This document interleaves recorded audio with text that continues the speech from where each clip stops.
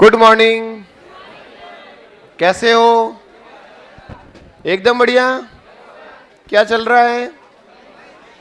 वही एक बात हमेशा याद रखना, कई बच्चों की दिक्कत आ रही है तो वो ये है कि ऐसी शिक्षण विधि आज के बाद कभी गलत नहीं होगा। एक पॉइंट याद रखना, जिसमें बच्चा खुद काम करता है और बच्चा काम करके सीखता है तो वो होती है मनोवैज्ञानिक, और जिसमें बच्चा निष्क्रिय और सक्रिय शिक्षक रहता है वो होती अमनोवैज्ञानिक।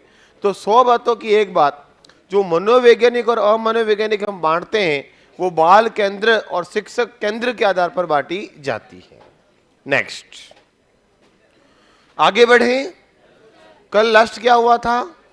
घास में से तिनका निकल गया और तिनका भी बाहर निकालना पड़ेगा। किसमें?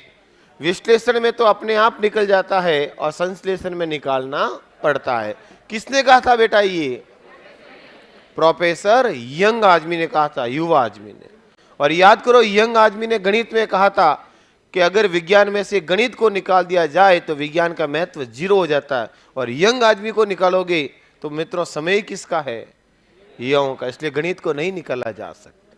याद रह जाएगा, प्रोफेसर यंग। नेक्स्ट, बढ़े आगे। लास्ट कहां छोड़ा था? कुछ याद करो, वो पल जो बीते थे कल। अच्छा, यही छोड़ा था क्या? तो लिखो इसके चरण, स्टेप। बाकी तो सब कुछ लिखा ही दिया था कल। लिखो बेटा, विश्लेषण विधि के और संश्लेषण विधि में क्या पढ़ रहे थे? इधर देखो एक बार बोर्ड पे, फटाफट लिखना मत, पहले इधर उधर नहीं, इधर। किधर बेटा? इधर। और दूसरा क्या था? एनालिसिस, विश्लेषण। याद आया बेटा? और सिंथेसिस मतलब क्या हुआ? संश्लेषण।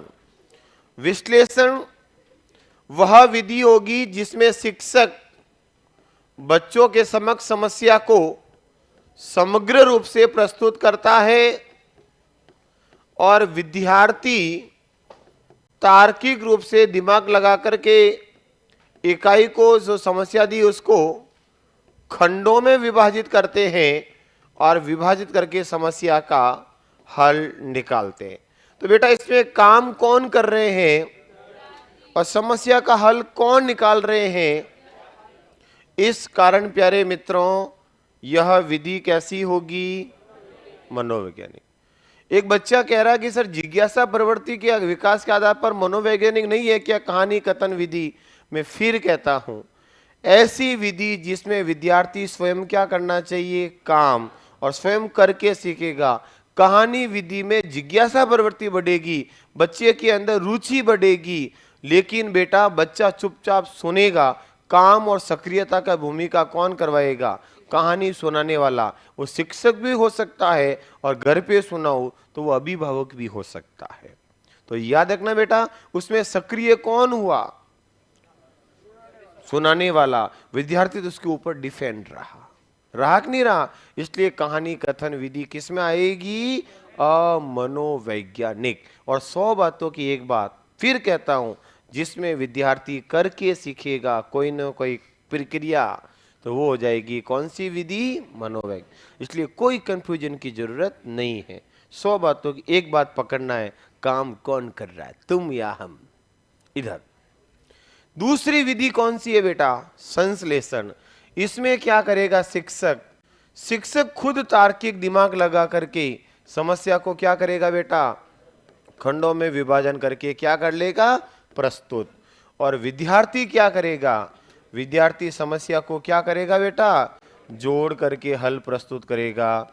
जैसे कल उदाहरण दिया था ना बेटा, पजल्स, जिसमें ज्ञात से अज्ञात की ओर जाता है। जैसे उसका क्या भाई, ये कुछ खंड है, इनके पीछे ABCD लिखा हुआ है, तो अगर अल्फाबेटिकल तेरे को आती है तो इसको मिला, खंडों को, बॉक्स को जोड़, तो तेरे को क्या मिलेगा? एक नई रचना मिलेगी।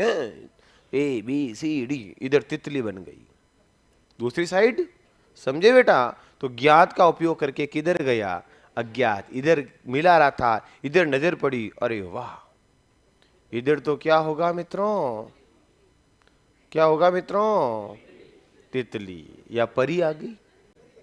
चलो आगे। तो बड़े मित्रों, आगे बड़े मित्रों, नेक्स्ट लिखो, इसमें लिखो बेटा चरण सोपान। चरण, विश्लेषण विधि में चरण।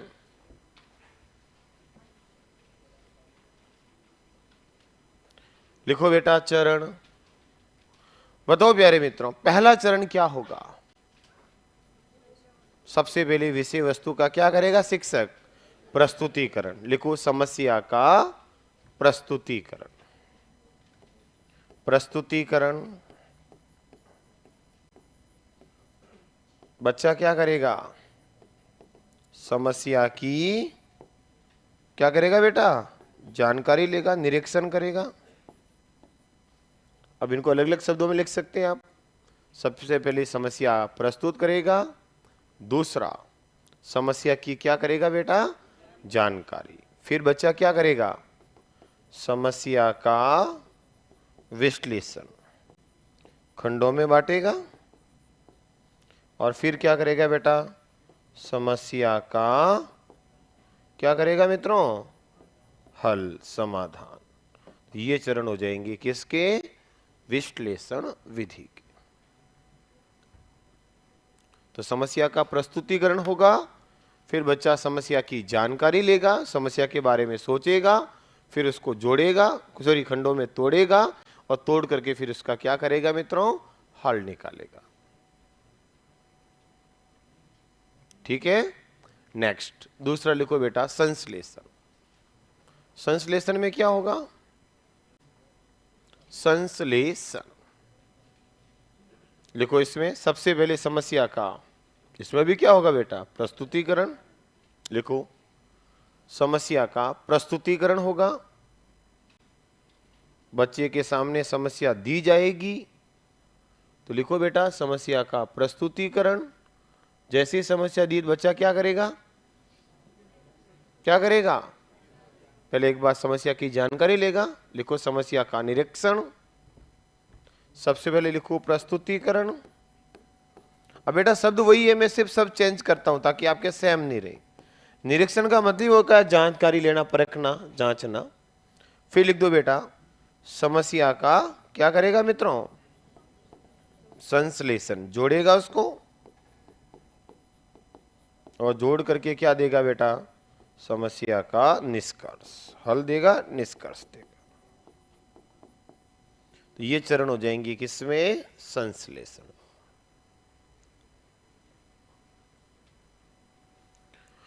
तो ये सीधे सीधे बहुत सिंपल चीज हो गई आपकी किसकी मित्रों?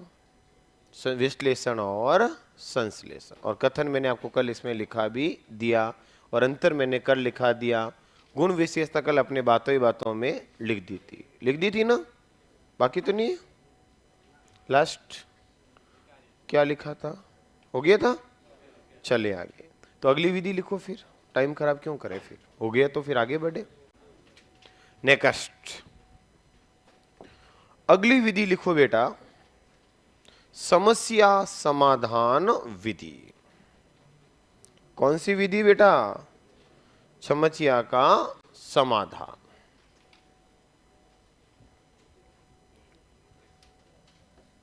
समस्या समाधान विधि। इधर बोर्ड पे अच्छे से सुनना, समझना, फिर अपन इसको लिख देंगे। प्यारे मित्रों, सर समस्या का प्रस्तुतिकरण शिक्षक करेगा? बिल्कुल, कौन करेगा? प्रस्तुतिकरण तो शिक्षक ही करेगा बेटा, हल बच्चे। और जो समस्या संश्लेषण में प्रस्तुतिकरण की, उसको खंडों में तोड़ के पहले दे दिया, तो बच्चा सीधा उसका क्या करेगा? हल। पर समस्या तो एक बार शिक्षक बतानी पड़ेगी, खंडों में भी तो विभाजित करके देगा तब होगा ना। तो विभाजित कौन कर रहा है? शिक्षक। और विभाजित करके बताना तो पड़ेगा ना, बिना बताए बच्चे को क्या बता क्या जोड़ना है। नेक्स्ट अब किसकी बात करते हैं बेटा? समस्या समाधान विधि। बताओ इसका जनक कौन है? बिल्कुल सही है। अरे समस्या समाधान विधि का जनक कौन है? सुकरात। सुकरात इसका जनक है। बताओ वास्तविक जनक किसको कहते हैं? भाई शिक्षा में तो सुकरात लेके आए शिक्षण विधि के रूप में, लेकिन वास्तव में सबसे पहले समस्या समाधान करने का आइडिया, तरीका किसने दिया था? देखो, शिक्षण विधि के रूप में जनक कौन है? सुकरात। कभी गलत नहीं होगा, एकदम सही है। लेकिन मैं थोड़ी सी बात कर रहा हूं कि इनके वास्तविक जनक किसको कहते हैं? जिन्होंने सबसे पहले आइडिया दिया और उससे इन्होंने विधि निकाली। जैसे परियोजनावादी विचारधारा थी और उससे प्रभावित होकर के किलपैट्रिक ने विधि दी, ठीक उसी प्रकार विधि का जनक कौन है? सुकरात। कोई दिक्कत नहीं, एकदम आप हमेशा पढ़ते आए हो। इस विधि का आधार किसका है? किसने सबसे पहले समस्या दी थी और फिर समस्या से दिमाग, चिंतन, तर्क का प्रयोग करके समस्या को हल किया? याद करो वो पल। हाँ, चलो मेरे को ही बोलना पड़ेगा, आपने बोल दिया। ऑप्शन नहीं दूंगा, क्योंकि जब तक आप ऑप्शन पे निर्भर रहोगे तब तक आपके टिप्पा लगाने की प्रवृत्ति नहीं जाएगी, तब तक नेगेटिव पर कंट्रोल नहीं होगा। और जब तक नेगेटिव पर कंट्रोल नहीं होगा बेटा, 5 नंबर ये भी एक्स्ट्रा आ जाएगा। ऑप्शन देने पर पक्का आएगा। वो है बेटा गेस्टोल्टवादी सूझ का सिद्धांत। सबसे पहले समस्या समाधान याद करो, अंतर्दृष्टि, सूझ, चिंतन, तर्क करके समस्या हल किया कि नहीं किया? तो इसका आधार कौन है बेटा? तो लिखो वास्तविक जनक गेस्टोल्टवादी। क्या दिमाग लगाते हो? और मैंने कहा ना, अगर मैंने ऑप्शन दिया तो आप लोग बता दोगे, इसमें कोई डाउट नहीं। नहीं बता सकते? कोई वुडवुड की ओर जा रहा है, कोई प्लेटो की दिमाग की प्लेटें प्रशिक्षित कर रहे हैं। अरे दिमाग की प्लेटों का प्रशिक्षण तो गणित में मिलता है, याद करो। तो चलो लिखो बेटा। आया समझ में क्यों बोला मैंने? बताओ प्यारे मित्रों, वास्तविक रूप से समस्या समाधान तर्क और चिंतन से किसने की थी? कोहलर कोफ्ता का प्रयोग याद आया? सूझ का सिद्धांत याद आया बेटा? गेस्टोल्टवादी। तो याद रखना बेटा, इसका आधार है। हाँ, ये नहीं कह रहा हूं जनक। समस्या समाधान करने की विधि का आधार, आइडिया सबसे पहले किसने दिया? गेस्टोल्टवादियों ने। और उसको शिक्षण में कौन लाया? सुकरात। तो शिक्षण विधि के रूप में जनक कौन है? सुकरात। इस विधि को एनसीईआरटी ने कब मान्यता दी भारत में कि भाई इसको यूज करो? एनसीईआरटी द्वारा भारत में कब मान्यता दी गई? जब दी गई थी तब दी गई। कब दी? याद करो वो पल जब एनसीईआरटी ने दिया था, 1970, 1970 में। लिखो, एनसीईआरटी द्वारा 1970 में, एनसीईआरटी द्वारा 1970 में इसे मान्यता दी गई।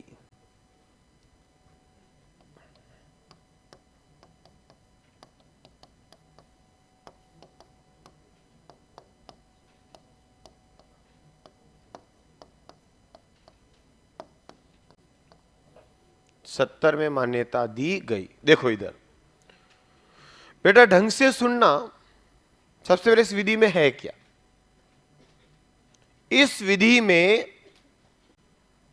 शिक्षक द्वारा विद्यार्थियों के समक्ष ऐसी परिस्थिति उत्पन्न की जाती है।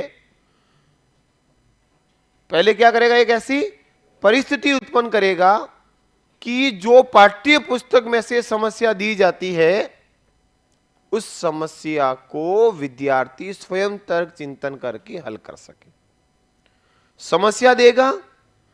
इस विधि में शिक्षक पाठ्य पुस्तक या इकाई से संबंधित छात्रों के समक्ष समस्या को प्रस्तुत करता है तथा ऐसी परिस्थिति तैयार करता है कि छात्र स्वयं तर्क व चिंतन की सहायता से समस्या का हल निकाल सके। क्या कर सके बेटा? समस्या के हल निकाल सके। सर आपने निगमन में गलत बताया। पहले होगा नियम, फिर होगा उदाहरण, फिर होगा निरीक्षण। तो मैंने भी यही तो बताया, यही तो बताया मैंने। पहले उदाहरण ही तो दोगे। देखो क्या लिखा है निगमन में, देखो यही बताया। तो फिर आप बता रहे, वही तो मैंने बताया। चलो कोई बात नहीं, नेक्स्ट बढ़े आगे, इधर उधर नहीं इधर। वो तो मैंने इसलिए बोला क्योंकि अपन उस जगह सही है, तो फिर आप या तो फिर पढ़ा नहीं आपने। चलो इधर वापस अपने टॉपिक पे आते हैं, पुराने टॉपिक की बात बंद करते हैं। बेटा इसमें पाठ्य पुस्तक से संबंधित शिक्षक बच्चों के समक्ष समस्या देगा, साथ में ऐसी परिस्थिति का निर्माण करेगा, ऐसे वातावरण का निर्माण करेगा कि विद्यार्थी स्वयं अपने तर्क व चिंतन का प्रयोग करके समस्या का समाधान कर सके। ध्यान रखना प्यारे मित्रों, जैसे याद करो गैस्ट्रोलवादियों ने क्या किया था, केले दिए, फिर छड़ी दी, तो परिस्थिति बनेगी कि नहीं बनेगी? तो बेटा जैसे कक्षा में आप जाते हो और विद्यार्थियों को एक समस्या दी कि आज हम बात करेंगे मित्रों टॉपिक के बारे में जो आपके इकाई है जिसका नाम है प्रकाश, ठीक है।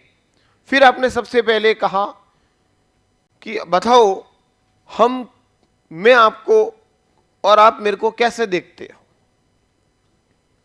कैसे देखते हो? आंखों से।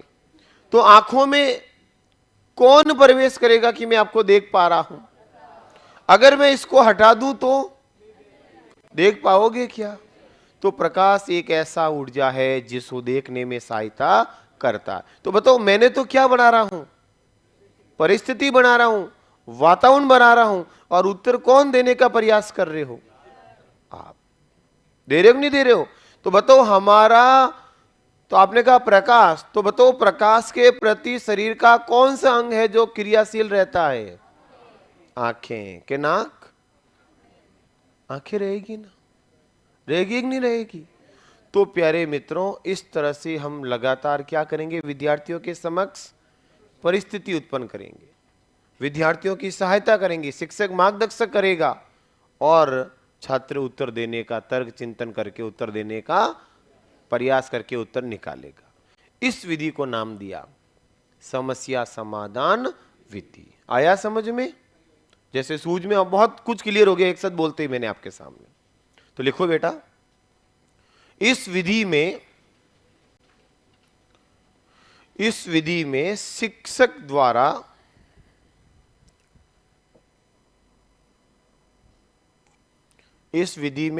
द्वारा पाठ्य पुस्तक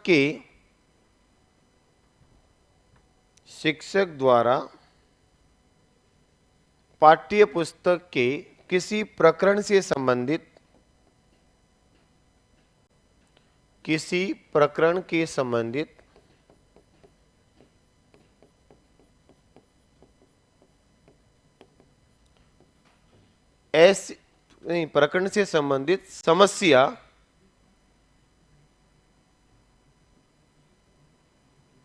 संबंधित समस्या के साथ ऐसी परिस्थिति उत्पन्न की जाती है, ऐसी परिस्थिति उत्पन्न की जाती है जिससे बालक स्वयं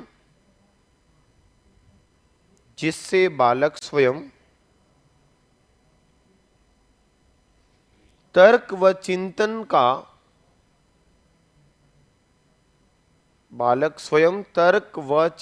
का प्रयोग करते हुए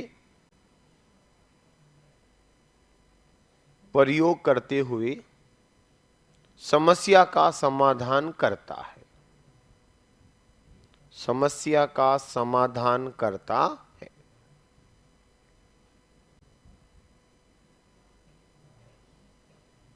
बालक स्वयं क्या करेगा बेटा? समस्या का क्या करेगा? समाधान। ये नहीं कि बालक को आप क्या दोगे? समस्या। किससे संबंधित? पाठ्य पुस्तक से संबंधित।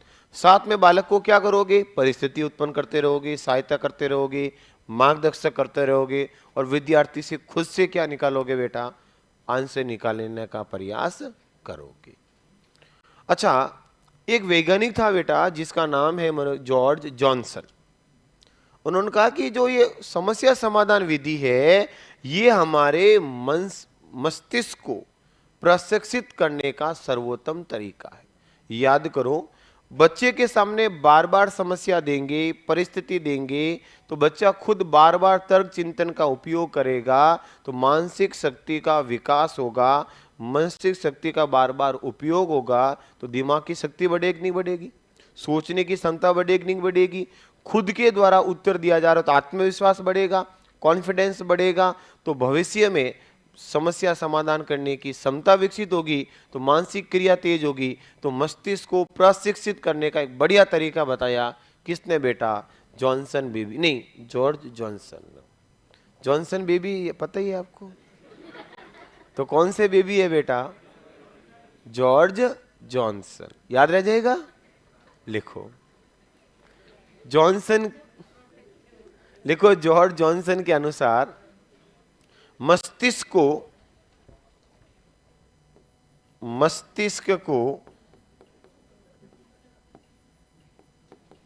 प्रशिक्षित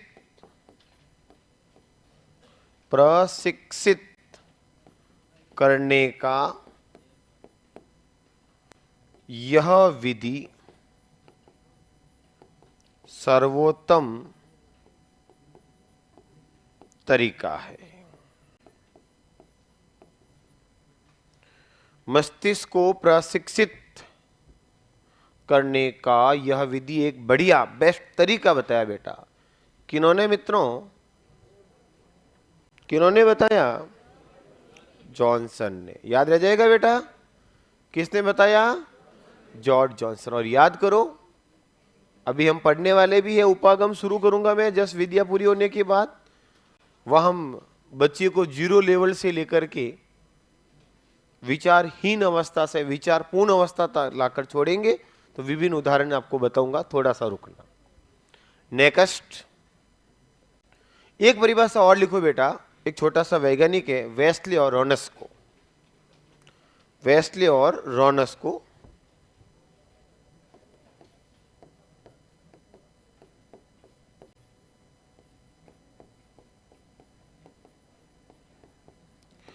वेस्ले व रोनस्को साहब ने कहा कि समस्या एक चुनौती है जिसको बच्चा क्या करता है? स्वीकार कर। लिखो एक लाइन इनके अनुसार, लिखो समस्या समाधान एक चुनौती है, समस्या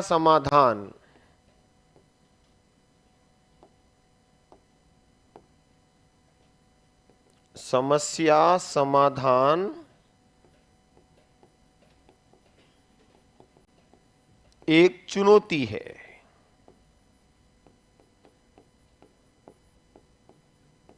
जिसके समाधान के लिए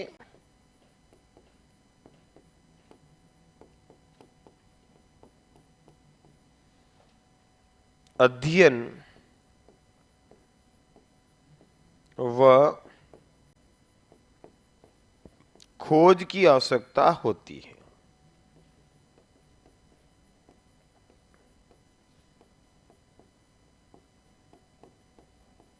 किसकी आवश्यकता होगी बेटा? खोज की। तो याद रखना प्यारे मित्रों, समस्या समाधान एक चुनौती। आपके सामने समस्या है, शिक्षक बनना तो एक चुनौती है बेटा। और चाहे कोई भी समस्या आए, समस्या को समाधान करने के लिए आपको अध्ययन और खोज की आवश्यकता होगी, पढ़ने की आवश्यकता होगी, नए तरीकों को अपनाने की खोज करने की, अनुसंधान के मार्ग की आवश्यकता होगी। ये कहा था किसने बेटा? वेस्ले और। यानी कि इनका कहने का मतलब है कि जब जब भी बच्चे के सामने समस्या देंगे तो बच्चा उसको एक चुनौती के रूप में स्वीकार करेगा और चुनौती समझ करके क्या करेगा? अध्ययन करेगा, खोज करेगा। तो बेटा उसके निकट भविष्य में समस्या समाधान करने की क्षमता का विकास होगा। ये इनके कहने का मतलब है। आया समझ में? तो जब भी आपके सामने समस्या आए तो बेटा उससे क्या करना है, एक चुनौती लेना। क्योंकि याद करो, आप भी पढ़ते हो तो हर टॉपिक हर समय एक जैसा याद हो जाए कोई जरूरी है क्या? कभी नहीं हो सकता। हर विषय में हर टॉपिक एक जैसा नहीं हो सकता। तो प्यारे मित्रों, कई बार आपके सामने भी क्या आती है, चुनौतियां। और उस चुनौतियों को आपको हल करने के लिए क्या करना पड़ेगा, एक चुनौती मान करके समस्या को अध्ययन और खोज की आवश्यकता होगी। ये मैं नहीं कह रहा हूं, कौन कह रहे हैं, वेस्टली और रोनस। और जॉनसन साहब क्या कह रहे हैं, यह मस्तिष्क को प्रशिक्षित करने का एक सर्वोत्तम तरीका, सर्वोत्तम ढंग है। क्यों बेटा? क्योंकि इसमें शिक्षक केवल क्या करता है, मार्गदर्शक। मस्तिष्क का, तर्क का, चिंतन का, समस्या के हल करने का क्रियाशील कौन है, शिक्षक। केवल किसकी भूमिका निभा रहा है, मार्गदर्शक। समस्या का हल कौन कर रहा है, शिक्षक। केवल किसका काम कर रहा है, परिस्थितियों के निर्माण का। तो बताओ कैसी विधि होगी, मनोवैज्ञानिक की होगी, सीधी सी बात। अच्छा, जब भी आप बच्चे के सामने समस्या समाधान विधि से पढ़ाओगे, मान लो आप कक्षा में गए और आपको कहा कि आपको समस्या समाधान विधि का प्रयोग करना है, तो बताओ बेटा सबसे पहले क्या करोगे, है बेटा, क्या करोगे, हैं?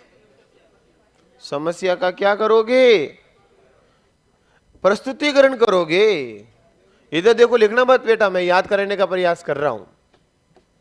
सबसे पहले बच्चे के सामने क्या करोगे, समस्या का। अरे बेटा, जब आपको ये पता ही नहीं है कि बच्चे को समस्या क्या देनी है, टॉपिक क्या देना है, तो सीधे प्रस्तुत कर लोगे जाके। सबसे पहले विषय वस्तु का, प्रकरण का क्या करना पड़ेगा, तो समस्या का क्या होगा बेटा, चयन होगा। बिना चयन के कैसे समस्या दे दोगे रे?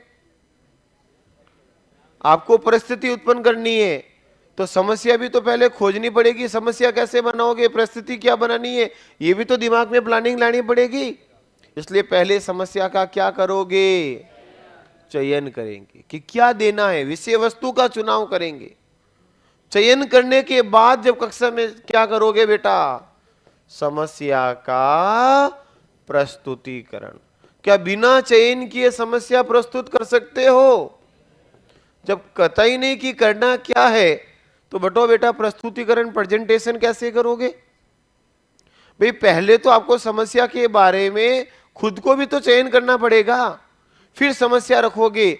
जैसे ही बच्चे के सामने समस्या रखी तो बच्चा क्या करेगा, मैंने कहा ना कि बताओ हम किसके द्वारा देखते हैं, बताओ हमारे देखने में कौन सहायता करता है। तो आपके मन में क्या आई, जैसे मैंने कहा बताओ समस्या समाधान करने का आधार मनोविज्ञान में सबसे पहले किसने दिया, बताओ किसने रखा। तो आपके मन में बहुत सारी कल्पनाओं का निर्माण हुआ। किसी के वेस्ले आया, किसी के अरस्तु आया, किसी के पता नहीं क्या क्या आया। तो ये क्या थी बेटा मन के अंदर, परिकल्पनाएं, कल्पनाएं, उपकल्पनाएं।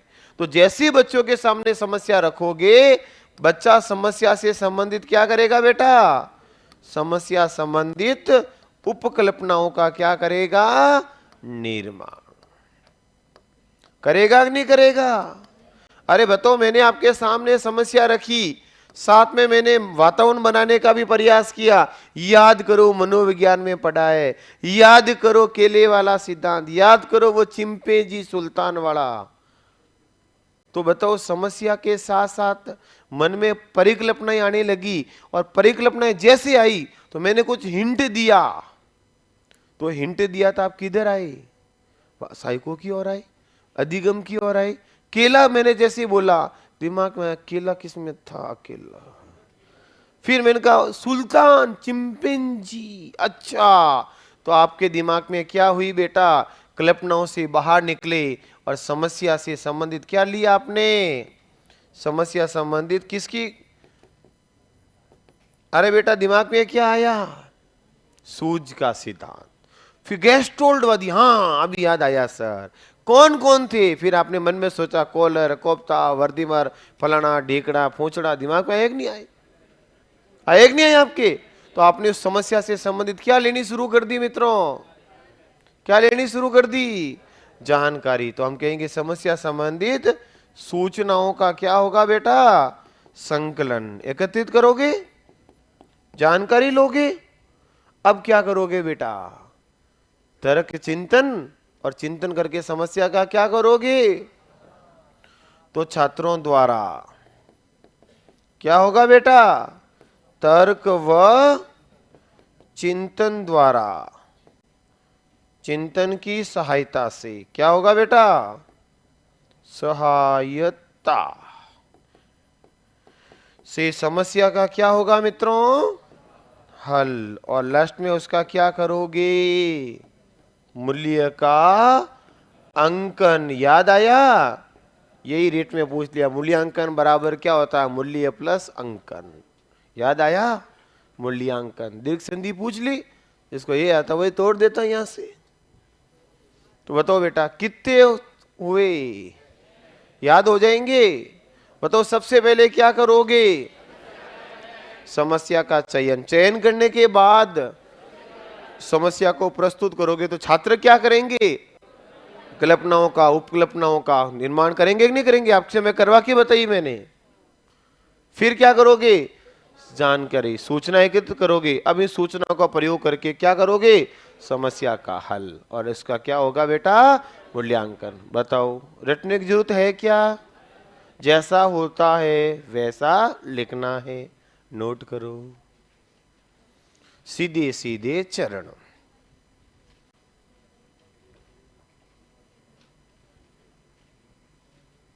सर ये तो सूझ का सिद्धांत था, उसमें समस्या कहां थी? नहीं थी बेटा। ठीक है, केले तोड़ना समस्या नहीं थी क्या? अरे भाई उसको केले खाने थे, भूख लगी थी, समस्या नहीं थी भूख को कैसे शांत की जाए? उसके सामने समस्या थी ना, भूख शांत कैसे की जाए? तो अगर उसके पास भूख ही नहीं थी, समस्या ही नहीं थी, तो सूझ कहां से आई?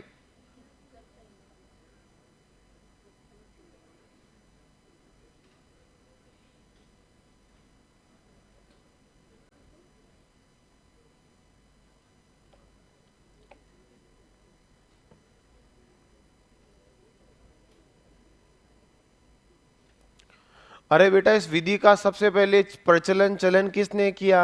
सुकरात ने। आधार बाद में इसका वास्तविक आधार किसका रहा? गेस्टोलवादी। तो गड़बड़ कहाँ है? एक तो नई चीज बताई, जोड़ के बताई, और आधा अधूरा नहीं पूरा ज्ञान दिया। सीधा मैं बोल के विधि लिखा देता तो भी चल जाता, पर मैंने कहा थोड़ा नॉलेज दिया जाए, केवल लटाए नहीं जाए, ताकि आप हल मन से कर सकते हो।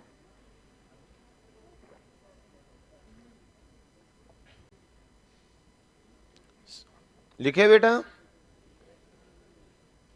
तो सबसे पहले समस्या का क्या होगा? चयन। फिर क्या होगा बेटा? प्रस्तुतिकरण। फिर क्या होगा? उपकल्पनाओं का निर्माण। फिर संबंधित सूचनाओं का संकलन, एकत्रण, और फिर समस्या का समाधान। और लास्ट में क्या करोगे? मूल्य का अंकन। मूल्य का अंकन करोगे, जिसको आप क्या नाम दे दोगे? मूल्यांकन।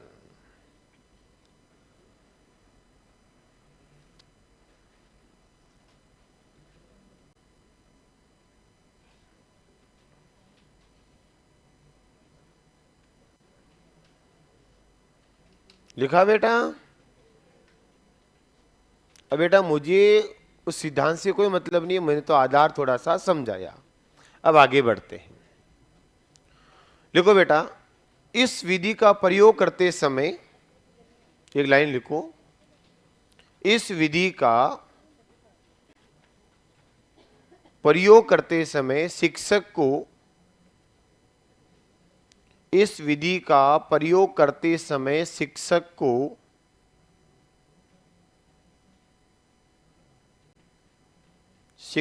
को निम्न बातों का ध्यान रखना चाहिए। निम्न बातों का ध्यान रखना चाहिए। बताओ बेटा, किस किस का ध्यान रखना चाहिए? सबसे पहला मैंने एक से एक लाइन लिखाई, आपको याद हो तो। सबसे पहले मैंने कहा था समस्या जो भी दो उसका संबंध पाठ्य पुस्तक से होना चाहिए। लिखो पहला पॉइंट, लिखो समस्या पाठ्यक्रम के अनुसार हो, पाठ्यक्रम के अनुसार हो।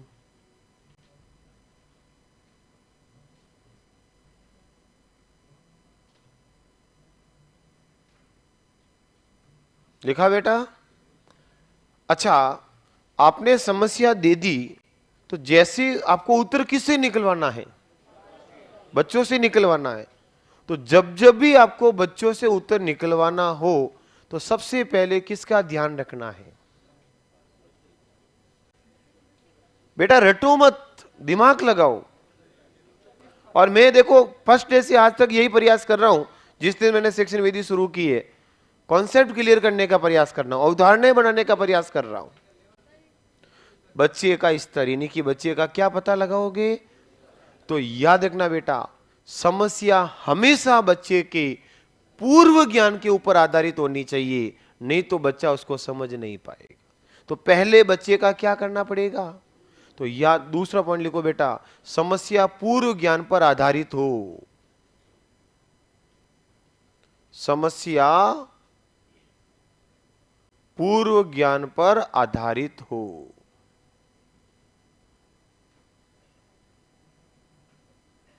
पूर्व ज्ञान पर आधारित होनी चाहिए।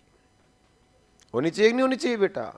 दूसरा लिखो, समस्या बालक की स्तर व योग्यता के अनुसार हो।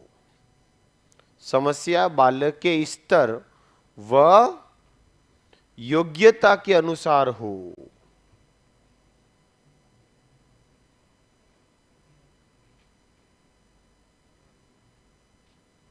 दूसरा लिखो बेटा और अच्छा, समस्या बालक के शारीरिक व मानसिक स्तर के अनुसार हो।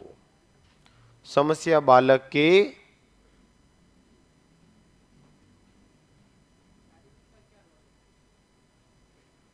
है आयु, एज, भावी जीवन की समस्याओं को सॉल्व कर सके। बच्चा खेल खेल में कभी कभार कोई भी ऐसे खेल होते हैं जिसके अंदर तर्क और चिंतन का प्रयोग, समस्या समाधान का क्षमता भी होनी चाहिए। नेक्स्ट, समस्या बालक के शारीरिक व मानसिक स्तर के अनुसार हो। लिख दिया बेटा? और एक लाइन और लिख दो, समस्या लिखो बेटा एक लाइन और, समस्या शिक्षार्थी के, समस्या शिक्षार्थी के भावी जीवन में उपयोगी हो।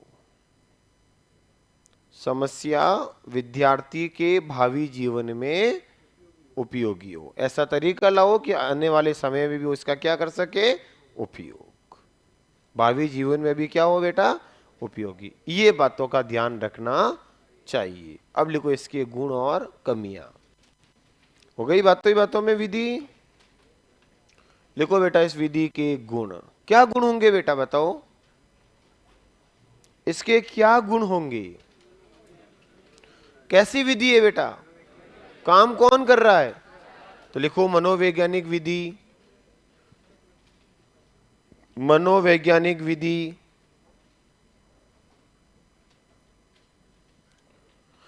मनोवैज्ञानिक विधि है कि नहीं है मित्रों? तो कैसी हुई फिर? लिखो बाल केंद्रित विधि। बाल केंद्रित,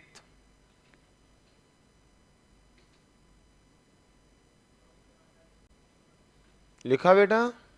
और लिखो बच्चों में तर्क व चिंतन शक्ति का विकास। बच्चों में तर्क व चिंतन शक्ति का विकास।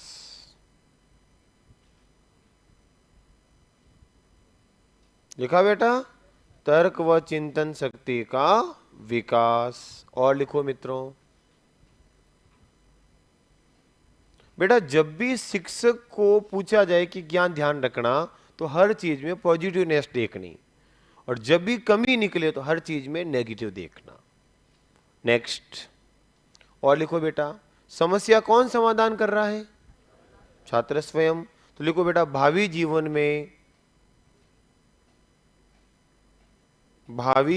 में समस्या समाधान करने की क्षमता का विकास।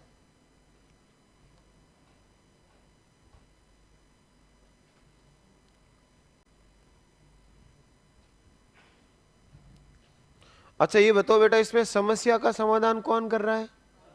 बच्चा बार बार करेगा तो किसका उपयोग करेगा? अपने ज्ञान का भी तो उपयोग करेगा, और उसने जो अनुभव प्राप्त किया उसका भी तो उपयोग करने का अवसर मिलेगा। तो लिखो, बच्चों में ज्ञान व अनुभव, बच्चों में ज्ञान व अनुभव को, बच्चों में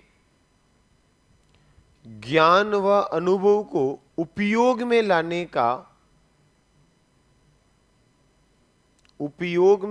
का अवसर मिलता है। उपयोग में लाने का अवसर मिलता है। बेटा समस्या का समाधान कौन कर रहा है? तो बताओ, स्वाध्याय प्रवृत्ति बढ़ेगी कि नहीं बढ़ेगी? खुद करेगा समस्या का हल। तो लिखो बेटा, स्वाध्याय प्रवृत्ति का विकास, स्वाध्याय प्रवृत्ति का विकास होगा। है बेटा? बिल्कुल। लिखो बेटा, बच्चों में स्थायी ज्ञान की प्राप्ति में सहायक, लिख दो, स्थायी ज्ञान की प्राप्ति में सहायक।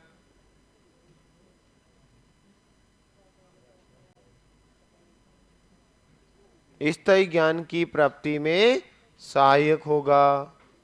लिखा क्या? और लिखो प्यारे मित्रों, बच्चा सक्रिय है, मिलकर क्लास में समस्या दी जा रही है, बच्चे आपस में तर्क चिंतन करके विचार करके समस्या दे रहे हैं, तो आपस में किसकी भावना बढ़ेगी? सहयोग की भावना का विकास। लिखो, बिल्कुल अगला पॉइंट लिखा देंगे। लिखो, बच्चों में सहयोग व समूह की भावना का विकास, सहयोग व समूह की भावना का विकास। सहयोग बढ़ेगा, समूह बढ़ेगा। लिख दिया बेटा? तो बेटा भावी जीवन में जब समस्याओं का समाधान करने की क्षमता होगी तो व्यक्तित्व निर्माण में भी तो सहायक हुई। लिखो, व्यक्तित्व निर्माण में सहायक, व्यक्तित्व निर्माण में सहायक।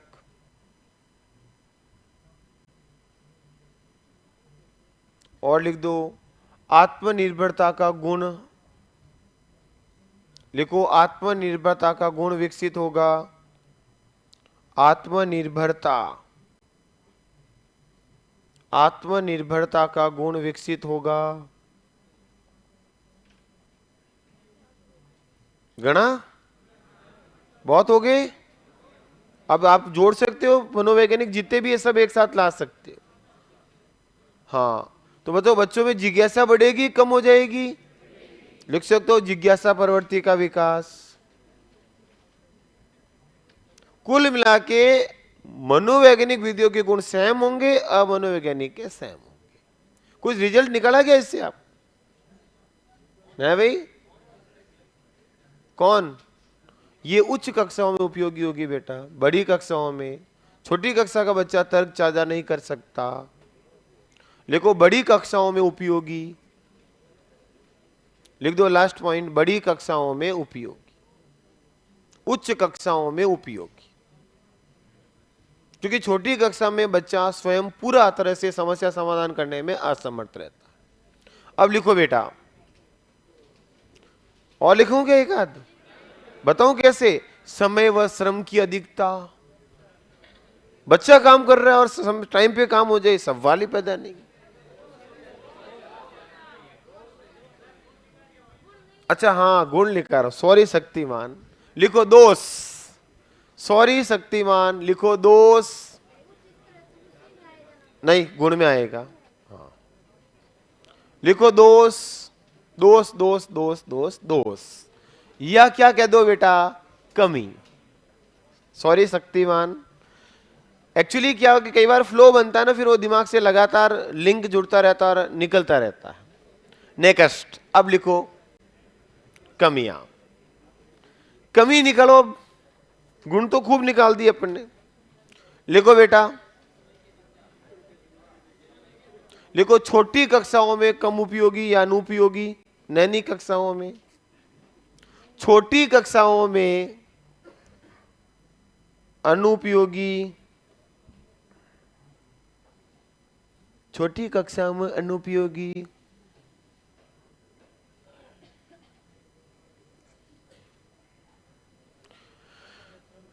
हाँ लिखो समय व श्रम की अधिकता,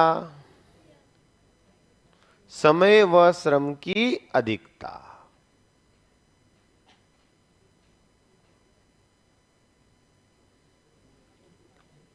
नेक्स्ट, पाठ्यक्रम में देरी, बात तो वही है रे, भले कितने पॉइंट लिखो, पाठ्यक्रम में देरी। अरे मुझे वो लिखाने दो जो अलग हो, कॉमन नहीं। पाठ्यक्रम में देरी लिखो बेटा, प्रत्येक विषय वस्तु को इससे पढ़ाना संभव नहीं, प्रत्येक विषय वस्तु को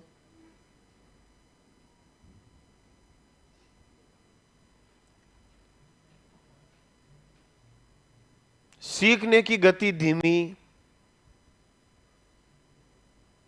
सीखने की गति क्या होगी बेटा, धीमी होगी इसमें।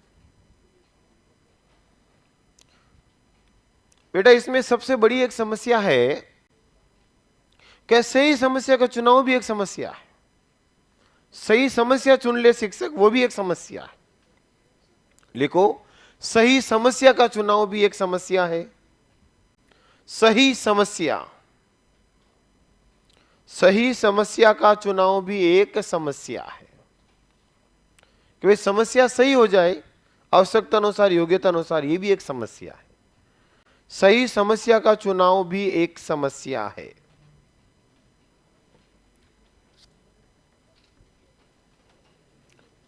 लिख दिया मित्रों, सही समस्या का चुनाव भी एक क्या है बेटा, समस्या। बाकी सब वो आप जोड़ ही दोगे, अब ज्यादा नहीं लिखा है पॉइंट, ज्यादा आप कोई मतलब नहीं, वही हो जाएगा। अस्थायी ज्ञान, फिर क्या कह सकते हो, पाठ्यक्रम में देरी, समय ज्यादान, श्रम ज्यादान, धीमी गति शिक्षण। जब विद्यार्थी काम करेंगे तो लगभग ये सब सेम सेम होंगे। लिखे आगे बेटा, एक लाइन बहुत बेस्ट, चलना चाहो तो लिख दो, अनुभवी शिक्षक की आवश्यकता, क्योंकि परिस्थिति उत्पन्न करनी पड़ेगी। लिखो बेटा, अनुभवी शिक्षक की आवश्यकता, दोष में लिख दो, अनुभवी शिक्षक की आवश्यकता। आप जैसे कई सालों से पढ़ने वाले अनुभवी शिक्षक चाहिए, अनुभवी शिक्षकों की आवश्यकता। चलो बस बस बस, बढ़े बेटा आगे। तो लिखें आगे बेटा, नेक्स्ट, समस्या समाधान हो गई। तो अब दो बची है, एक खोज और एक प्रयोगशाला और एक दल, तीन बचे हैं। तो लिखो फिर खोज विधि। खोज विधि, कौन सी विधि पढ़ रहे हो, या इसी को क्या नाम देते हो, अनुसंधान विधि। अनुसंधान कहते हो कि नहीं कहते हो रे, अनुसंधान या ह्यूरिस्टिक विधि।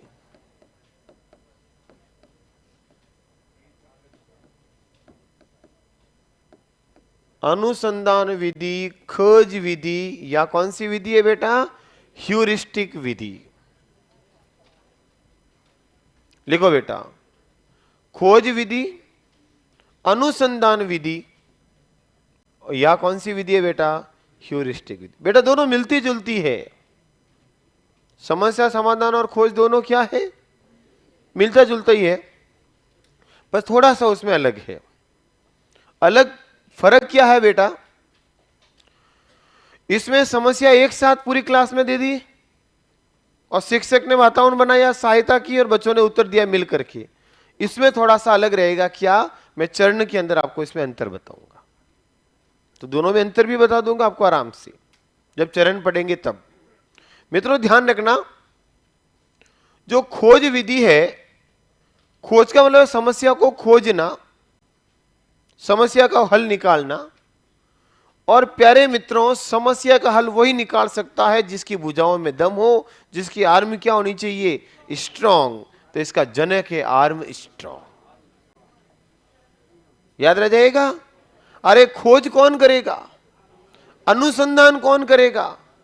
जिसकी भुजाओं में क्या होना चाहिए? आर्म में क्या होना चाहिए? दम होना चाहिए। तो आर्म स्ट्रांग लिखो, जनक। याद रह जाएगा बेटा इसका जनक, आर्म स्ट्रांग। लिखो बेटा आर्म स्ट्रांग। याद रखना, कभी भूलना मत, ये पूछने लायक है। आर्म स्ट्रांग, आर्म में भुजाएं क्या होनी चाहिए? स्ट्रांग। तो आप क्या करोगे? नए नए तरीके, नए नए आइडिया खोजोगे और अपनी समस्या का क्या करोगे? समाधान करोगे ना। इधर उधर नहीं, इधर। प्यारे विद्यार्थियों ध्यान रखना, इस विधि में पूरी रूप से यह विधि एक कथन पर आधारित है, और वह है प्यारे मित्रों हर्बर्ट स्पेंसर का एक कथन। और कथन है कि जितना अधिक संभव हो विद्यार्थियों को कम से कम बताना चाहिए, और जितना अधिक संभव हो अधिक से अधिक खोजने के लिए प्रेरित करना चाहिए। उस कथन पर आधारित है कौन सी विधि? खोज अनुसंधान विधि। प्यारे विद्यार्थियों, शब्द है ह्यूरिस्टिक, और ये ह्यूरिस्टिक शब्द ग्रीक भाषा के, याद होगा बेटा आपको, कौन से शब्द से बना? ह्यूरिस को शब्द से बना, जिसका अर्थ है आई फाउंड इट, मैं खोजता हूं। यह भी कई बार पूछा हुआ है। तो लिखो बेटा, खोज विधि, अनुसंधान विधि, ह्यूरिस्टिक विधि, या अन्वेषण विधि भी कह सकते हो इसको। लिखो इसका जनक आर्मस्ट्रांग। जनक लिखो आर्मस्ट्रांग। लिखो बेटा ह्यूरिस्टिक शब्द ग्रीक भाषा के, ह्यूरिस्टिक शब्द ग्रीक भाषा के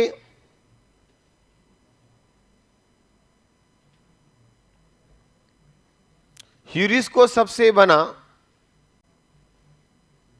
ह्यूरिस को सबसे बना, जिसका अर्थ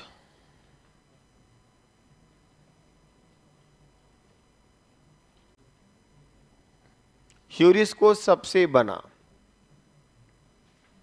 जिसका अर्थ मैं खोजता हूं, मैं खोजता। तो विधि कौन सी पढ़ रहे बेटा? खोज विधि। किस पर आधारित है? हर्बर्ट स्पेंसर के कथन पर। तो लिखो बेटा, यह विधि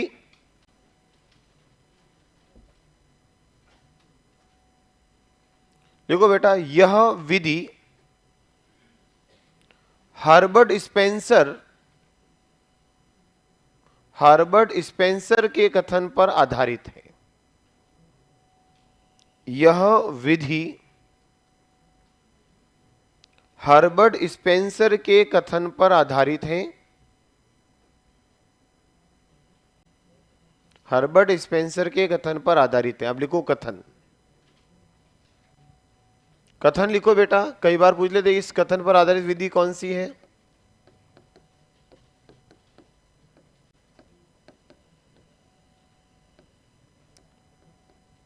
जितना जितना अधिक संभव हो, जितना अधिक संभव हो बालक को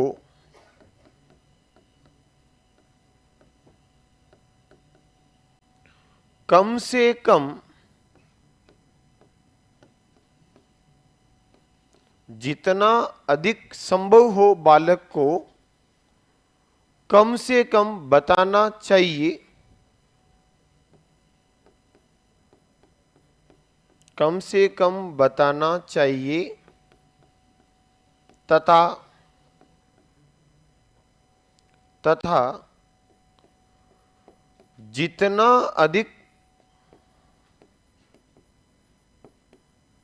जितना अधिक संभव हो बालक को खोजने के लिए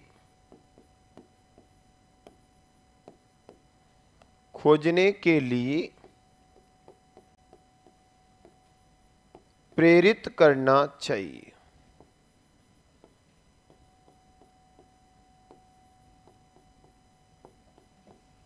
प्रेरित करना चाहिए। ये कथन है प्यारे मित्रों किसका है मित्रों? हर्बर्ट स्पेंसर का। इस कथन पर आधारित है पूरी विधि। कौन सी बेटा? खोज विधि। तो कथन आपको याद रखना है। देखो कथन बिल्कुल सिंपल है, अपनी भाषा में रट सकते हो, ये शब्दों को याद रखे कोई जरूर नहीं है।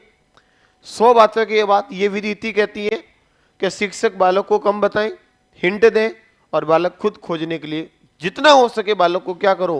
प्रेरित करो, आत्मविश्वास जगाओ, कॉन्फिडेंस जगाओ, ताकि बच्चा खुद खोज करेगा, खुद समस्या का हल करेगा, खुद परिणाम की पुष्टि करेगा, परिणाम देगा, तो बेटा ज्ञान स्थायी होगा। यह कहता है कथन हर्बर्ट स्पेंसर का। इस विधि में सबसे पहले क्या होगा? देखो इधर, अगर मैं इसके चरण की बात करूं, समझना बेटा, मेन चीज यही है समझने वाली। यहां चरण कह दो या इसके क्या कह दो? सोपान कह दो। सबसे पहले बच्चे को क्या करना पड़ेगा? बताओ बेटा, सबसे पहले क्या करना पड़ेगा?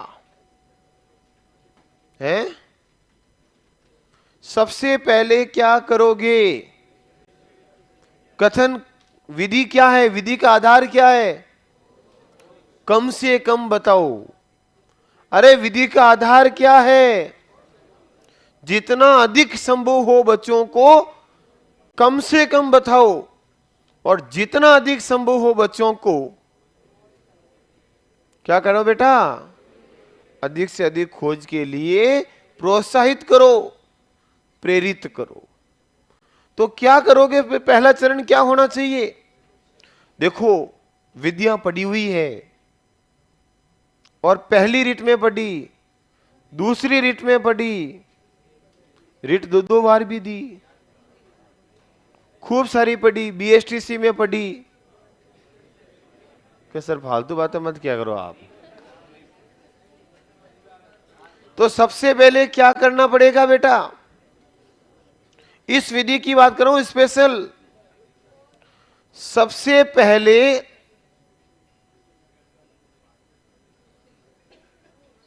क्या करना पड़ेगा बेटा? दे दिया ऑप्शन। एक बात बताओ, मैं आपके सामने आया हूं, सुनना मेरी बात, ढंग से सुनना। मेरा मकसद है विधि को तैयार कराना, रटना नहीं, ताकि सभी सब्जेक्ट में काम आ जाए। विधिया सब जगह सेम ही होती है, कोई ज्यादा चेंजेस नहीं है, बस बताने का तरीका और चरणों में थोड़ा सा चेंज रहता है। खोज विधि कोई आएगा तो जनक यही होगा। प्यारे मित्रों, सबसे पहले मैं आपके सामने आ रहा हूं और मुझे खोज विधि का आपके साथ प्रयोग करना है, और खोज विधि में मुझे दिमाग में रखना है कि मुझे आपको कम से कम बताना है और आपको ज्यादा से ज्यादा खोजने के लिए मुझे प्रेरित करना है। तो बेटा सबसे पहले मैं आपको समस्या कैसी दूं? आपका लेवल क्या है, बच्चे कैसे हैं, कैसी समस्या दूंगा को वो तर्क चिंतन कर सका या कर सके। इसलिए मुझे सबसे पहले आपका क्या करना पड़ेगा, निरीक्षण। क्या करना पड़ेगा मुझे आपका, अरे निरीक्षण करना पड़ेगा ना। अरे आपकी क्या करनी पड़ेगी, जांच, निरीक्षण कह दो, जांच कह दो। निरीक्षण करूंगा, ये नहीं कि प्यारे मित्रों आपके अंदर पूर्व ज्ञान का क्या करूंगा मित्रों, पता आया समझ में। जब मुझे आपके लेवल पता नहीं, आपका मानसिक स्तर पता नहीं, आप कैसी समस्या बता सकते हो और कैसे कर सकते हो, तो कम से कम बता के कैसे बता सकता। हम कह रहे कि कम से कम बताओ, तो कम से कम तब बता सकता हूं जब मैं कहूंगा देख ए फॉर क्या होता है, तो मुझे पता है ना आपको आता है, तभी तो मैंने ए फॉर बोल के चुप हो गया। तो समस्या मुझे पता डालने से पहले ये पता करना पड़ेगा, समस्या देने से पहले, आपके समक्ष रखने से पहले, कि आपका लेवल क्या है, आपको आता कितना है, कितना कितना पता है, इतना इतना। उसके लिए क्या करना पड़ेगा मुझे, आपका निरीक्षण करना पड़ेगा ना। जैसे मैं आपसे निरीक्षण करूंगा, पूर्व ज्ञान का पता लगाऊंगा, तो बताओ क्लास में आपका लेवल पता चलेगा कि नहीं चलेगा, सब कैसे कैसे बच्चे मुझे पता चलेंगे कि नहीं चलेंगे, पहचान होगी कि नहीं होगी। तो फिर मैं आपको समस्या दूंगा, तो बताओ मेरी समस्या सबके लिए एक जैसी होगी क्या, सबके लिए सबका लेवल एक जैसा है क्या। तो जैसे ही मैं लूंगा तो मुझे आपका पता चलेगा, तो मैं आपकी आपस में क्या करूंगा बेटा, तुलना करूंगा। क्या करूंगा, यानी कि बच्चों के विभिन्न क्या करूंगा बेटा, विभिन्न स्तर में विभाजन करूंगा। अरे भाई जो प्रतिभाशाली होंगे उनकी समस्या अलग दूंगा। अब सबको कह दूं ए फॉर एप्पल, तो प्रतिभाशाली कहेगा ए फॉर एप्पल, और बाकी के हैं अलग अलग होगा या एक ही होगा, बताओ मित्रों। अलग अलग होगी तो लेवल अलग अलग होगा, स्तर अलग अलग होगा, तो आपके में समूह। अरे तभी तो जिज्ञासा बढ़ेगी। भाई सबका लेवल एक जैसा नहीं है तो सबकी जिज्ञासा भी एक जैसी नहीं होगी, तो सबका प्रश्न भी एक जैसा नहीं होगा। इसलिए मैं दूसरे स्टेप पे क्या करूंगा, विभिन्न स्तरों में विभाजन करूंगा और तुलना करूंगा। तुलना मतलब समझ गए ना, लेवल अलग अलग बटाऊंगा। अब अलग अलग स्तर हो गए, अब मैं आपके सामने क्या करूंगा बेटा, प्रयोग करूंगा। क्या करूंगा, प्रयोग का मतलब है बेटा समस्या का प्रस्तुतिकरण। और जैसे ही मैं आपके समस्या प्रस्तुत करूंगा तो आप लोग यानी कि बच्चे क्या करेंगे बेटा, प्रयोग का प्रदर्शन करेंगे, यानी कि समस्या का क्या करेंगे, उपयोग करेंगे, समस्या का प्रयोग करेंगे। जैसी समस्या दूंगा तो आप समस्या का प्रयोग करोगे, समस्या का उपयोग करोगे, और फिर उसका क्या करोगे बेटा, सामान्यकरण। क्या करोगे,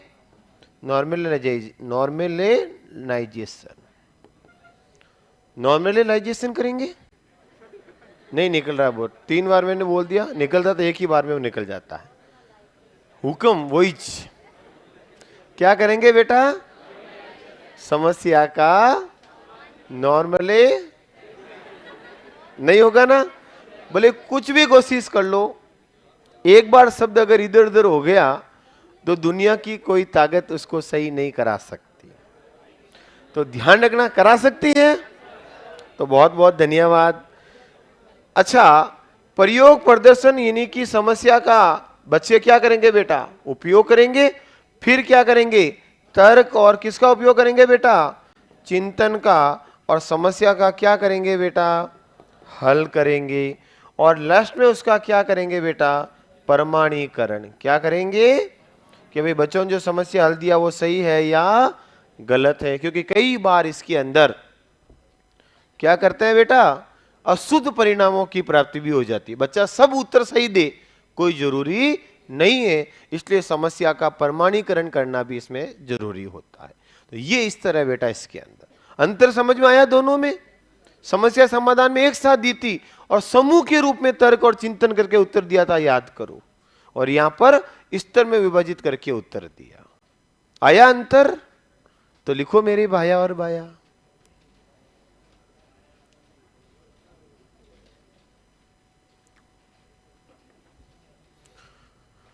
लिख दिया ना?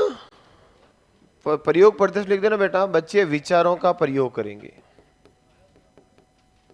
समस्या से संबंधित विचार लाएंगे, फिर तर्क चिंतन से समस्या का हल करेंगे और फिर समस्या को प्रमाणित करेंगे।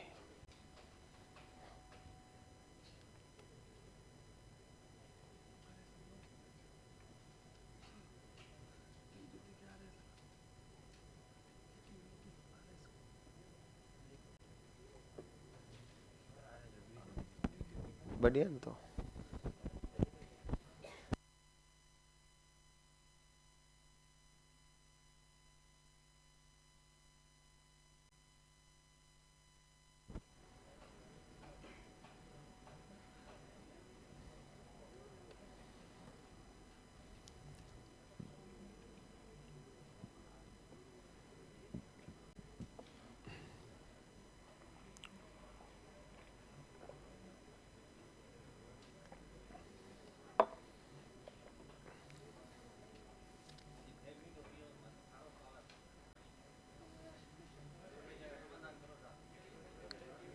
बिल्कुल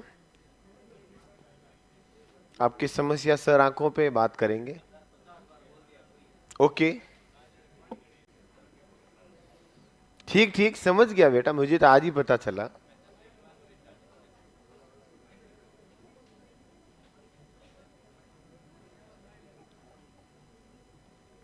लिखा बेटा?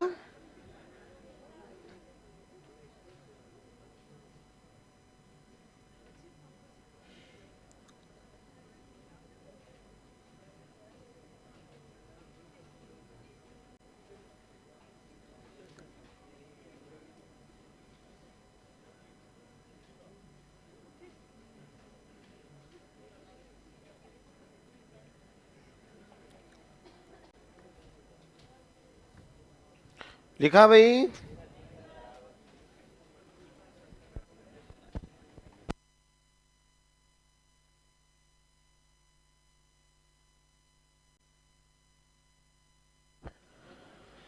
चले बेटा, इधर देखो। सबसे पहले क्या होगा? समस्या समाधान विधि। कौन सी विधि पढ़ रहे हैं बेटा? खोज विधि। खोज विधि का जनक कौन है? Arm strong. खोज विधि का अन्य नाम क्या है? अनुसंधान विधि, ह्यूरिस्टिक विधि, अन्वेषण विधि। ये ग्रीक भाषा के ह्यूरिस्को से बना, जिसका अर्थ क्या है मित्रों? क्या है अर्थ? मैं खोजता हूं। ये विधि किस पर आधारित है? हर्बर्ट स्पेंसर के कथन पर। कथन क्या है बेटा? जितना अधिक संभव हो बच्चों को कम बताओ और जितना ज्यादा संभव हो खोजने के लिए प्रेरित करो। सबसे पहले क्या करना पड़ेगा? पूर्व ज्ञान का पता। निरीक्षण का मतलब समझ गए ना बेटा? जांचना, परखना कि बच्चों के अंदर पूर्व ज्ञान कितना है। फिर बेटा क्या करोगे? उनकी तुलना। तुलना करेंगे आपस में स्तर की, और अलग अलग स्तर में विभाजन करेंगे, स्तरों की तुलना हो गई। फिर क्या करोगे? बच्चों के समक्ष समस्या दी जाएगी, समस्या का क्या होगा? प्रयोग। फिर बच्चे क्या करेंगे बेटा? समस्या से संबंधित विचारों का प्रयोग करेंगे, विचारों का आदान प्रदान, यानी कि इसको नाम दे दिया प्रयोग का प्रदर्शन। देखो बेटा, सबसे पहले क्या किया जाएगा? समस्या रखी जाएगी। तो समस्या रखते ही बच्चे क्या करेंगे? समस्या से संबंधित मन में विचार लाएंगे, तो विचारों का प्रयोग करेंगे, उसको नाम दे दिया प्रयोग प्रदर्शन। फिर प्यारे मित्रों, हम आगे बढ़े तो हमने क्या किया? बच्चों ने समस्या तर्क किए, विचार किए, और विचारों से तर्क का प्रयोग करके, चिंतन करके समस्या का क्या किया बेटा? हल। फिर लास्ट में शिक्षक उनका क्या करेगा? प्रमाणित। कोई दिक्कत? एक जना कह रहा है सर गणित में 4 सोपान अलग 5 थे। तो बेटा अगर सभी विधियों में थोड़ा बहुत भी चेंज नहीं है तो एक ही शिक्षक आके सब पढ़ा देता। ये ले विज्ञान, ये ले गणित, ये ले सामाजिक, थोड़ा थोड़ा चेंजेज है, तभी तो थोड़ा थोड़ा हम अलग अलग लेके चल रहे हैं सब। तो ध्यान रखना बेटा। तो सबसे पहले क्या होगा? निरीक्षण। फिर क्या होगी? तुलना। ऐसे याद करो, निरीक्षण तुलना, प्रयोग प्रयोग प्रदर्शन, सामान्यकरण प्रमाणीकरण। टुकड़ों में याद करो तो ज्यादा बेटर होगा। क्या होगा बेटा? निरीक्षण तुलना, पहले करो निरीक्षण फिर करो तुलना, फिर क्या करो प्रयोग, तो बच्चे करेंगे प्रयोग प्रदर्शन, फिर होगा सामान्यकरण प्रमाणीकरण। ये हो गए इसके 6 पान। तो आज कितनी विधियां पढ़ ली बेटा हमने?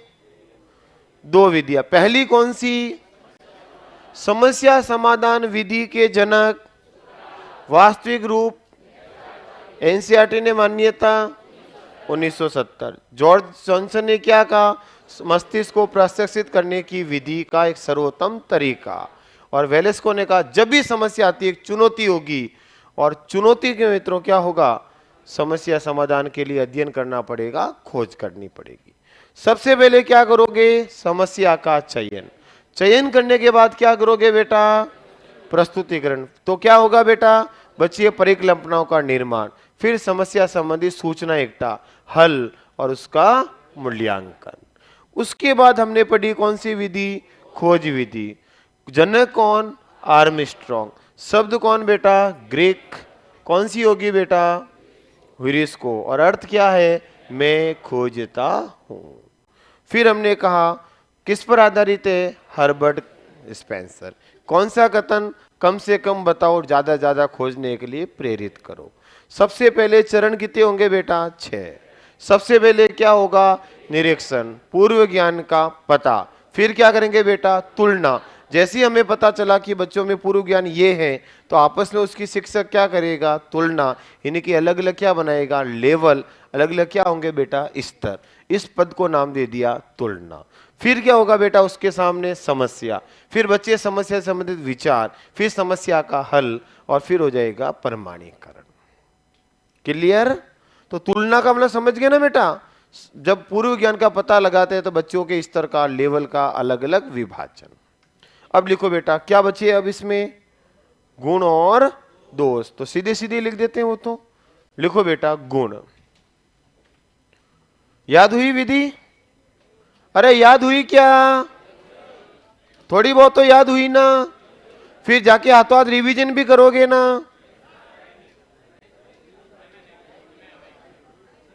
ये अच्छा, तो उसी लिए मैं थोड़ा सा धीरे चल के एक एक चीज को बार बार रिपीट कर रहा हूं, ताकि क्लास में भी रिवीजन हो जाए। अरे कर रहा हूं ना कोशिश। समय की कमी है तो कहीं ना कहीं तो पूर्ति करनी पड़ेगी, समय का समायोजन तो करना ही पड़ेगा। नेक्स्ट लिखो बेटा गुण। अब तो कैसी विधि है? अरे कैसी है? तो लिखो ना फिर गुण। मनोवैज्ञानिक विधि, मनोवैज्ञानिक।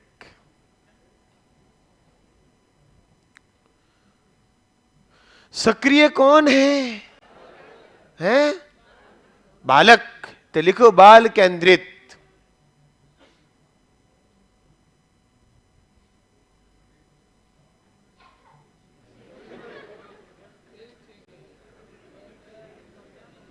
लिखो बेटा क्या हुआ?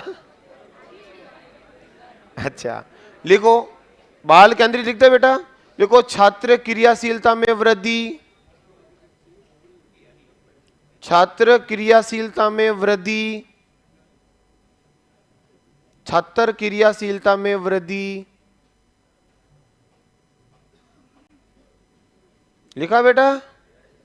छात्रों की क्रियाशीलता में वृद्धि होगी। और बोलो बेटा। नहीं बोलो क्या, मैं लिख रहा हूं, लिखा रहा हूं। लिखो छात्रों की जिज्ञासा प्रवृत्ति का विकास, जिज्ञासा प्रवृत्ति का विकास,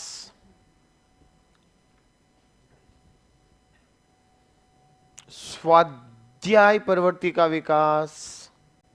कौन सा अध्याय? स्वाध्याय। प्राप्त ज्ञान स्थायी। अब समझ गए होंगे, वही चीज हो जाएगी सब। स्वाध्याय प्रवृत्ति, प्राप्त ज्ञान स्थायी होगा ना बेटा? प्राप्त ज्ञान स्थायी। और लिखो बच्चों में खोजी प्रवृत्ति का विकास, अनुसंधान, खोजी प्रवृत्ति, खोजी प्रवृत्ति का विकास।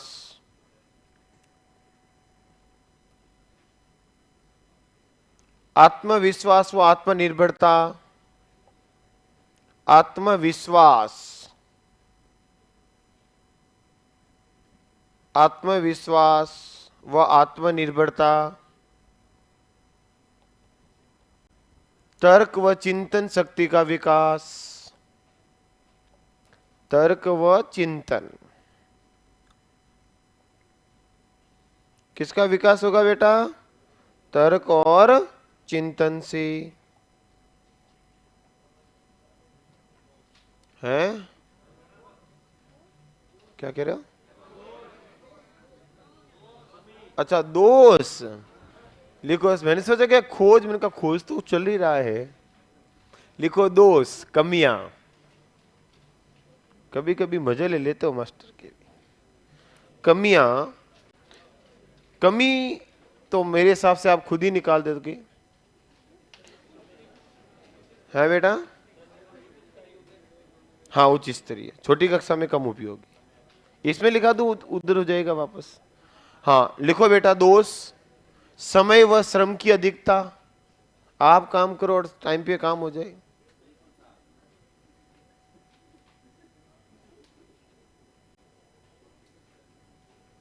लिखो बेटा, समय व श्रम की अधिकता। और लिखो, पाठ्यक्रम में देरी।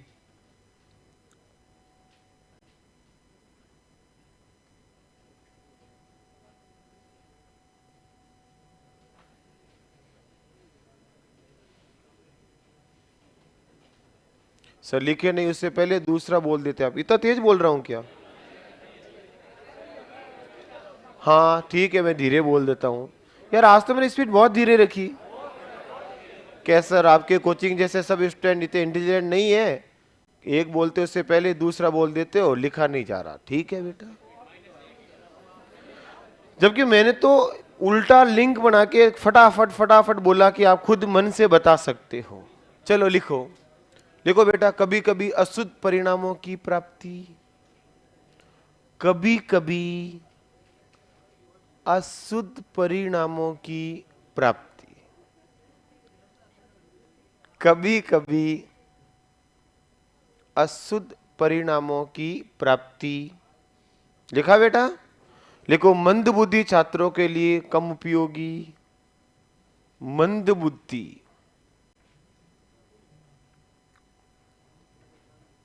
मंद बुद्धि छात्रों के लिए कम उपयोगी। मंद बुद्धि के लिए कम उपयोगी। नेक्स्ट देखो बेटा, धीमी गति शिक्षण। हाँ, गुण दोष सब एक जैसे हो जाएंगे बेटा, इसमें कोई दिक्कत वाली बात नहीं है, क्योंकि मनोवैज्ञानिक विधियों के गुण सेम होंगे। लिखा बेटा? अशुद्ध परिणामों की प्रति लिख दिया, श्रम व श्रम की अधिकता लिख दिया है, छोटी कक्षाओं में कम उपयोगी। देखो बेटा, छोटी कक्षाओं में कम उपयोगी,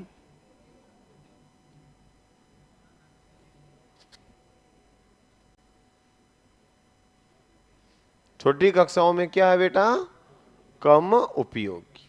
ठीक है, बहुत है, बाकी सही चीजें वही है सब सेम। तो ये हो गए बेटा गुण और दोष।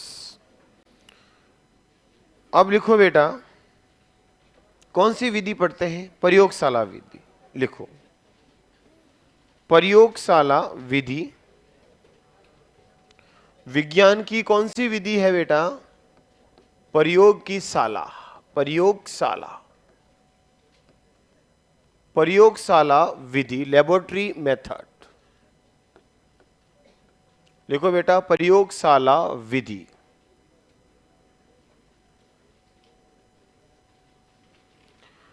लिखो बेटा, प्रयोगशाला विधि, लेबोरेटरी मेथड। लिखो प्यारे मित्रों, किसकी बात कर रहे हैं अपन? प्रयोगशाला विधि की।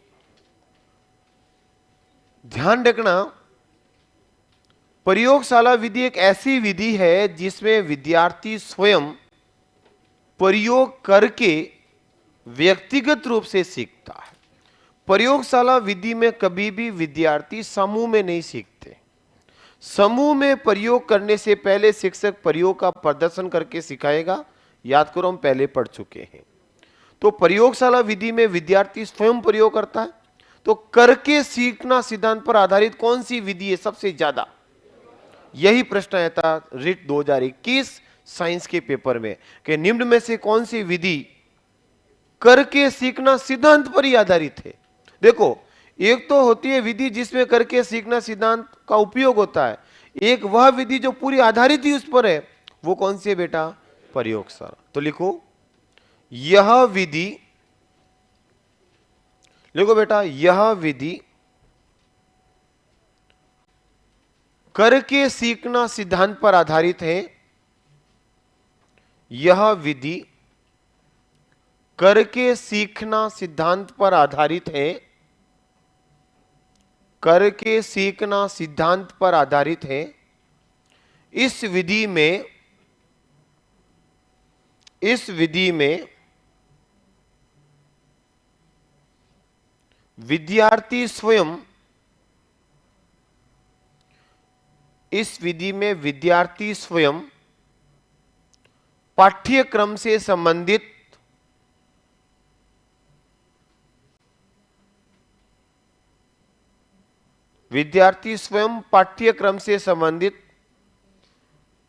समस्या को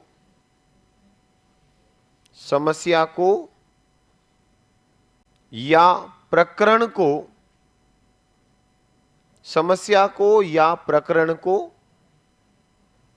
प्रयोग करके स्वयं निष्कर्ष तक पहुंचता है।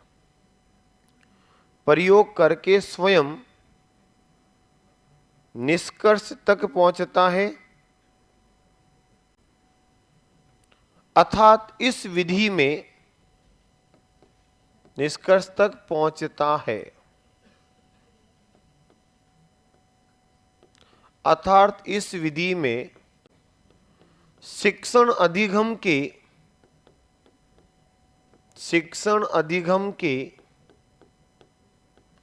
क्रियाशीलता के सिद्धांत, शिक्षण अधिगम के क्रियाशीलता के सिद्धांत का भी उपयोग होता है। क्रियाशीलता के सिद्धांत का उपयोग भी होता है।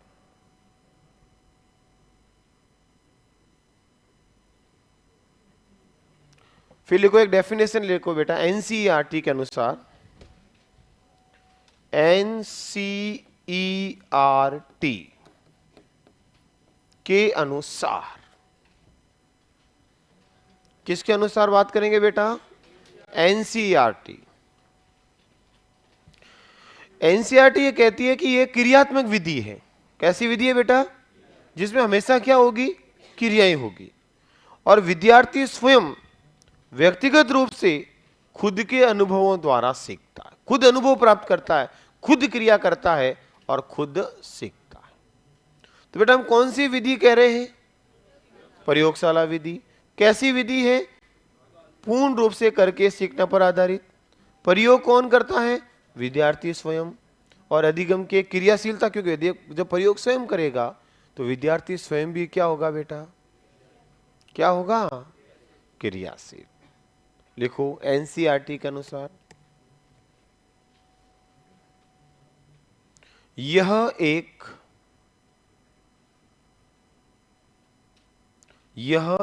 क्रियात्मक विधि है। यह एक क्रियात्मक विधि है जिसमें विद्यार्थी स्वयं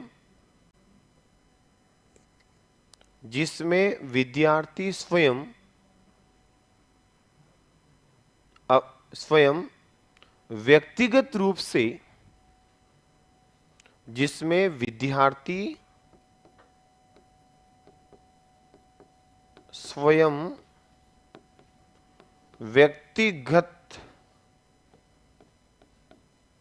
व्यक्तिगत रूप से विद्यार्थी स्वयं व्यक्तिगत रूप से अपने ज्ञान व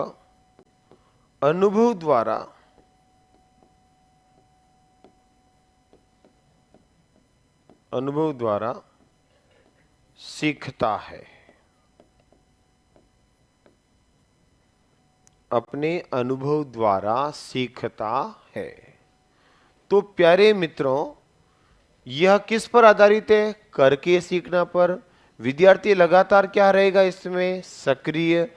और याद रखना, इसमें विद्यार्थी हमेशा कैसे सीखेगा? व्यक्तिगत। ये किसने कहा? एनसीईआरटी ने। चलो इसके बाद पढ़ते हैं ब्रेक के बाद।